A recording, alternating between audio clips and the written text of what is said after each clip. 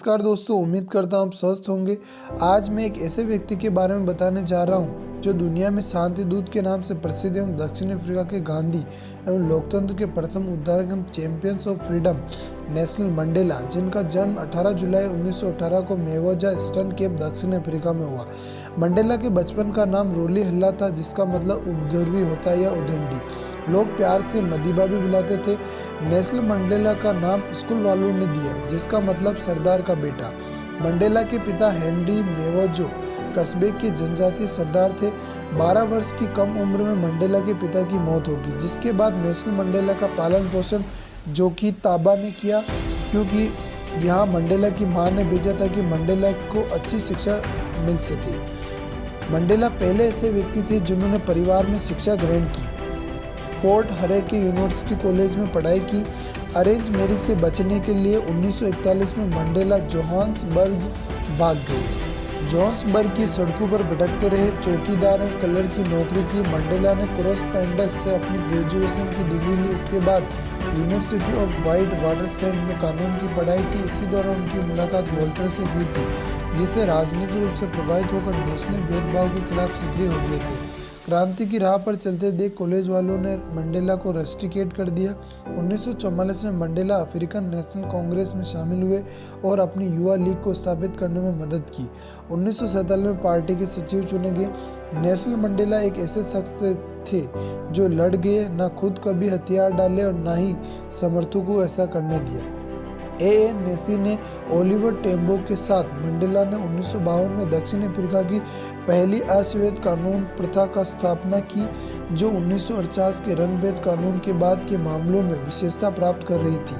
1952 में मंडेला पर रुक कर प्रतिबंध लगा दिए थे, यानी पहले संगीत और बाद में भाषण पर प्रतिबंध लगा दिया था। 1955 में फ्रीडम चार्टर का मसौदा तैयार करने में भी शामिल थे मंडेला। 1956 में देशद्रोह के आरोप में मंडेला 100 से अधिक लोगों को गिरफ्तार किया गया था। अंततः 1961 में बरी कर दिया था। मंडेला 1962 में गुरिल्ला युद्ध और तोड़फोड़ में प्रशिक्षण के उद्देश्य से अल्जीरिया गए और उस वर्ष बाद में दक्षिण अफ्रीका लौट गए। मंडेला की वापसी के कुछ समय बाद ही उन्हें 5 अगस्त 1962 को गिरफ्तार कर लिया गया। 5 साल की सजा हुई।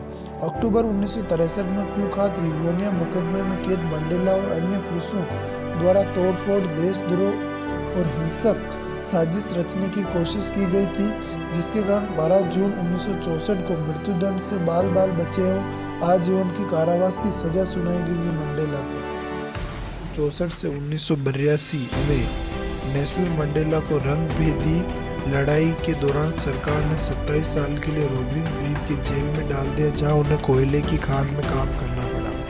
अपने कारावास की अवधि के दौरान उन्हें दक्षिणी अफ्रीका की अश्वेत आबादी का व्यापक समर्थन मिला और रंगभेद की निंदा करने वाले अंतर्राष्ट्रीय समुदाय के बीच उनका कारावास एक कारण बन गया।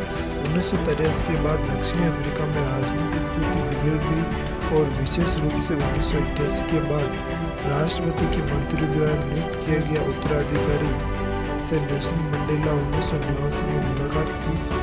दक्षिण अफ्रीका की सरकार ने 11 फरवरी 1990 को मंडेला को राष्ट्रपति के तहत जेल से रिहा कर दिया और रिहाई के तुरंत बाद ANC का उपाध्यक्ष चुने गए। 1991 में मंडेला पार्टी के अध्यक्ष बने। नेल्सन मंडेला गांधीवादी सिद्धांत पर चले, इसलिए उन्हें अफ्रीका के गांधी कहलाए। 1993 में नेल्सन मंडेला को नोबेल शांति पुरस्कार से सम्मानित किया गया। 10 मई 1994 को अफ्रीका के पहले अश्वेत राष्ट्रपति बने। मंडेला को भारत रत्न से भी सम्मानित किया गया, जो भारत देश का सबसे सर्वोच्च नागरिक सम्मान है। दिसंबर 1997 में राष्ट्रपति पद से इस्तीफा दे दिया। 1999 पद छोड़ने के बाद सक्रिय राजनीति से भी संन्यास ले लिया। नेल्सन मंडेला एल्डर्स के संस्थापक सदस्य थे। ये एक अंतर्राष्ट्रीय नेताओं का समूह जिसे 2007 में दुनिया भर में संघर्ष समाधान और समस्या समाधान देने के लिए स्थापित किया गया। संयुक्त राष्ट्र सभा ने उनके जन्मदिन 18 जुलाई को, जिसे 2009 में मंडेला दिवस के रूप में घोषित किया, जो इंसानों के बीच लोगों के अंतर को मिटाने के लिए मनाया जाता है। नेल्सन मंडेला के विचार: शिक्षा सबसे शक्तिशाली, इसे दुनिया बदली जा सकती है। आपकी पसंद से उम्मीद झलकनी चाहिए, ना कि आपका डर। धन्यवाद दोस्तों, उम्मीद करता हूँ आपको कुछ सीखने को मिला होगा। Thank you.